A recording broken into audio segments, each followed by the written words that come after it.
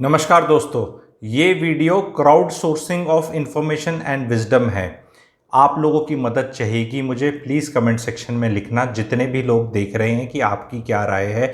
Topic ये है, थोड़े दिन पहले सोशल मीडिया पे आया था कि गवर्नमेंट इक्विटी पे long term capital gain tax को नॉर्मल जो 30% दुनिया जहाँ का नॉर्मल टैक्स में करने का है, उस पर बहुत फटाफट क्लैरिफिकेशन भी आ गया फाइनेंस मिनिस्ट्री से कि ऐसा कुछ नहीं हो रहा है। पर ऐसे ही तो कोई चीज़ नहीं होती। तो आज ये चीज़ आपसे पूछना है मुझे कि क्या अगले साल बजट के अंदर ये चीज़ हो सकती है। As a equity guy, as a person who invest in equity और has been investing for very long, मेरे को तो ये 10% में भी तकलीफ़ है।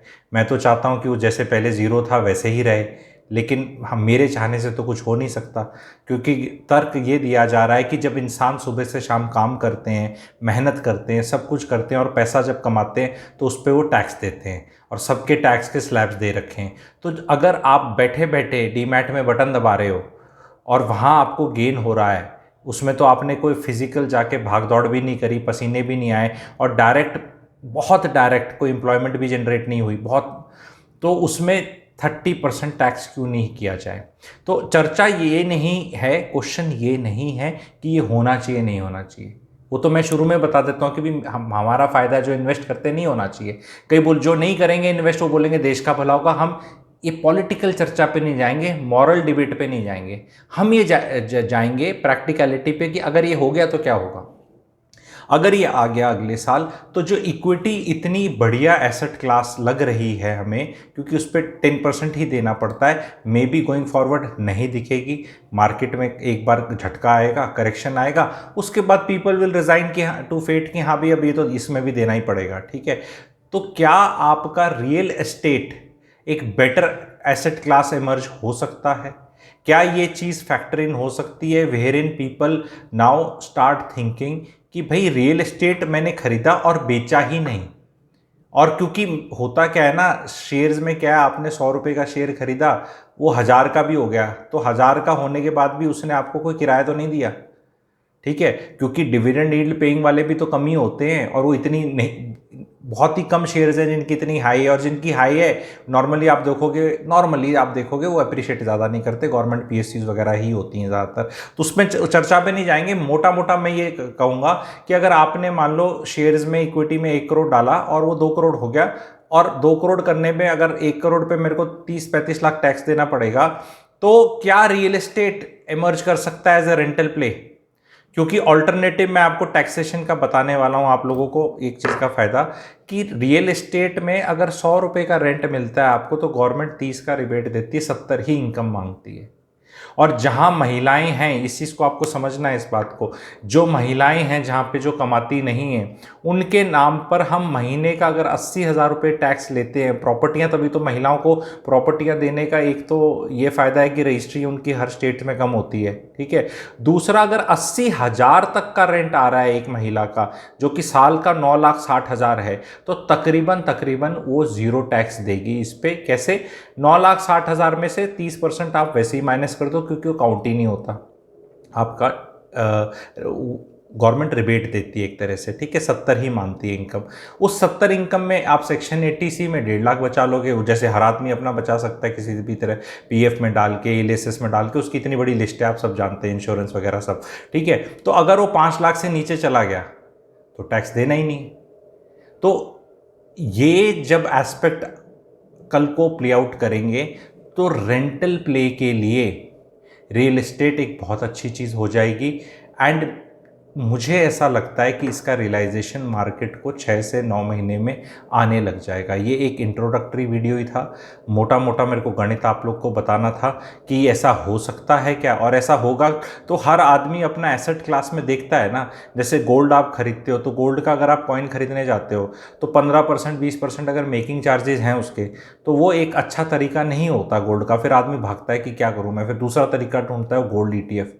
तो गोल्ड ETF जो आप यूनिट खरीद सकते हैं अपने डीमैट में, वो एक तरीका है। फिर आदमी उसमें भी देखता है यार इसमें भी ये चार्जेस लेता है और इस पर भी मेरे को टैक्स देना पड़ेगा, तो फिर कोई और एफिशिएंट तरीका है गोल्ड में पैसा डालने का, तो फिर आदमी जाता है या बातचीत करता है तो पता चलता है सोवरेन गोल्ड बॉन्ड करके भी कोई चीज़ है, उस पर अगर 8 साल बने रहो तो टैक्स भी नहीं देना पड़ता मेरे को, ठीक है। एंड उस पर मेरे को 2% या 3 जो भी गवर्नमेंट कुछ मुझको उस पर इंटरेस्ट भी देती है, तो और long term capital gain tax पे नहीं जाता, तो वो बड़ा एफिशिएंट सिस्टम इमर्ज करके निकलता है। तो जब भी जो इन्वेस्टर कम्युनिटी होगी, जो भी आगे लोग होंगे, वो हमेशा ढूंढेंगे कि विजा विज आर्बिट्राज अपॉर्चुनिटी और सेफ्टी ऑफ कैपिटल उन्हें खा नज़र आता है।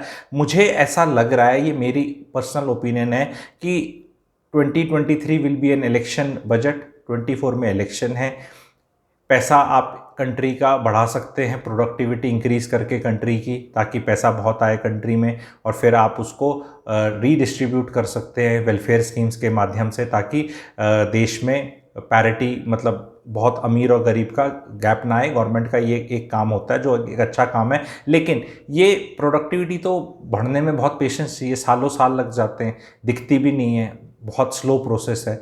जल्दी प्रोसेस है टैक्स, कहीं से फटाफट मिल जाए, ठीक है, तो वो सबसे अच्छा और इजी तरीका है। और अगर पूरे स्कीमों में अगर आप देखेंगे तो कहाँ इजीली बढ़ाया जा सकता है। यहाँ पे गरीब आदमी तो डीमैट में शेयर्स नहीं खरीदता, ये तो श्योर है अपना, ठीक है, गरीब तो नहीं खरीदता, ठीक है। और कितने डीमैट खोल रखे हैं, ये कोविड के अंदर कितने डीमैट खोले और कितने लड़के लड़कियों ने अपना ये खेल खेलना शुरू किया है। तो क्या इस पर आपको लगता है टैक्स लगेगा, क्या होगा, एंड उससे आगे क्या हो सकता है? सेकंड ऑर्डर थिंकिंग करिए, क्योंकि ये चीज़ क्या होता है, इसको बोलते हैं गुब्बारा उड़ाना। एक बार आपने गुब्बारा उड़ाया और फिर देखा ये हवा का रुख किधर है, बिना गुब्बारा, और गुब्बारा उड़ाने के बाद कोई बोले अरे वो गुब्बारा लेफ्ट राइट हो जाए, अरे नहीं नहीं ऐसे कोई गुब्बारा नहीं, ऐसे ऐसे कुछ नहीं हो रहा। ये देखने का तरीका होता है, एक तरह रिएक्शन किस तरह का आता है, और नॉट ओनली दिखने का, साइकोलॉजिकली समझदार को इशारा भी होता है, ठीक है, कि जो समझदार है उनको टाइम मिल गया अब सोचने का, alternative second third fourth order thinking करने का, क्योंकि ऐसे ही नहीं होता। धीरे धीरे आप देखेंगे फाइनेंस मिनिस्ट्री का किसी कोई अधिकारी ने थोड़े दिन पहले कुछ बोला था, फिर कभी ये आ गया, कभी कुछ आ गया, फिर स्पेकुलेशन है, और धीरे धीरे धीरे धीरे करके वो मेंटली रेडी कर देते हैं जनता को। और एक बहुत बड़ा तबका है जो इससे बिल्कुल ही अफेक्टेड नहीं है, एंड कोर वोट बैंक तो वही है। तो अगर इससे 10, 20, 30, 40, 50 हज़ार करोड़ कमाया गया और उसको वेलफेयर स्कीम्स पे स्पेंड किया गया, तो वो दिखता है इमीडिएटली, गरीब आदमी को दिखता है कि भी मेरा चूल्हा आ गया, या कोई इस तरह की स्कीम आ गई, मेरे लाइफ इंश्योरेंस आ गया, मेडिकल इंश्योरेंस आ गया, कुछ आ गया। तो मुझे ऐसा लग रहा है कि ऐसा होगा। अच्छा है, बुरा है, खराब है, होना चाहिए, नहीं होना चाहिए, इन पे चर्चा करके कोई फ़ायदा नहीं है, ठीक है। फ़ायदा ये है कि अगर हो गया तो क्या होगा और उससे मैं क्या कर सकता हूँ। प्लीज़ कमेंट सेक्शन में लिखिएगा। बहुत कम वीडियोस होते हैं जिनमें मैं आप लोगों से रिवर्स कुछ चाहता हूँ, नॉर्मली मैं अपनी तरफ से ज़्यादा देता हूँ, लेकिन बहुत कम वीडियोस हैं। आपका इस पे क्या विचार है? मुझे प्लीज़ ये मत लिखना कि ये होना चाहिए नहीं होना चाहिए, दैट इज़ फ्रूटलेस एक्सरसाइज। मैं खुद कहता हूँ कि अगर मेरे को फ़ायदा हो रहा है किसी चीज़ का ना होने से, तो ऑफकोर्स वो कोई बोलेगा नहीं होना चाहिए, और जिसको कोई नुकसान नहीं हो रहा ये सब होने से, वो बोल देगा हाँ भी हो जाए। वो बेवकूफ़ी की चर्चा होती है, उसका उसमें अगर 50 कमेंट इस तरह के आगे तो कोई किसी की वैल्यू ऐड नहीं है। मैं नहीं चाहता ऐसा हो, ये गलत है, या ऐसा होना चाहिए या नहीं होना चाहिए, इज गॉट नो मीनिंग। हो गया तो क्या कर सकते हैं और उसका क्या इफेक्ट होगा, उस पर अगर आप चर्चा कर सकते हैं तो I will be very very grateful. Thank you very much.